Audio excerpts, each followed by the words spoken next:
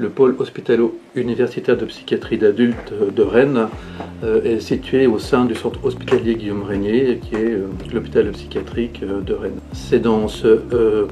contexte de prise en charge de ces troubles dépressifs que nous avons développé un centre d'excellence thérapeutique de l'Institut de psychiatrie.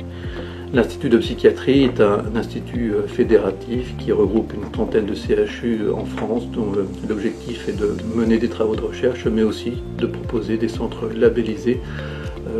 d'excellence de prise en charge de différents troubles psychiatriques. Nous avons choisi de travailler sur la dépression sur le plan clinique, comme je l'ai dit, mais aussi sur le plan de la recherche, où nous avons développé un grand nombre de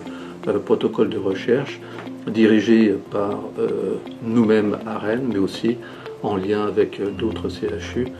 de l'Institut de psychiatrie. Pourquoi la dépression? La dépression est un trouble extrêmement fréquent qui touche 350 millions de sujets à travers le monde selon les dernières données de l'OMS. Probablement savez-vous qu'un certain nombre de Français, de plus en plus importants, se trouvent impactés soit de près soit de loin par ce trouble, avec des complications qui sont majeures, non seulement sur le plan du fonctionnement psychosocial, sur le plan clinique, et sur le plan de la pire des complications qui est le suicide, dont on sait qu'il est très important en France et surtout en Bretagne. C'est dans ce contexte épidémiologique que nous avons choisi de travailler sur la dépression, non seulement sur le plan clinique, mais aussi sur le plan de la recherche, en développant un hôpital de semaine qui est spécialisé dans cette prise en charge. Il a 15 lits d'hospitalisation dans lequel on reçoit des patients toutes les semaines afin de proposer des évaluations cliniques, psychologiques, neuropsychologiques, des évaluations du traitement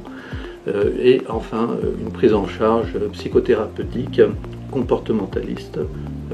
cognitiviste, mais aussi par des méthodes de traitement par stimulation, la stimulation cérébrale profonde exceptionnellement, mais très fréquemment la stimulation magnétique transcrânienne, la TDCS, les électroconvulsivothérapies et plus récemment le développement du neurofeedback. La diminution de l'aptitude à penser ou se concentrer est au cœur des plaintes cognitives dans la dépression. L'évaluation neuropsychologique permet d'objectiver les troubles de l'attention, de la mémoire, des fonctions exécutives, de la vitesse psychomotrice. Ceci en période aiguë, mais aussi dans le cadre du suivi, car ces troubles cognitifs peuvent faire partie des symptômes résiduels, voire des facteurs de vulnérabilité à la rechute.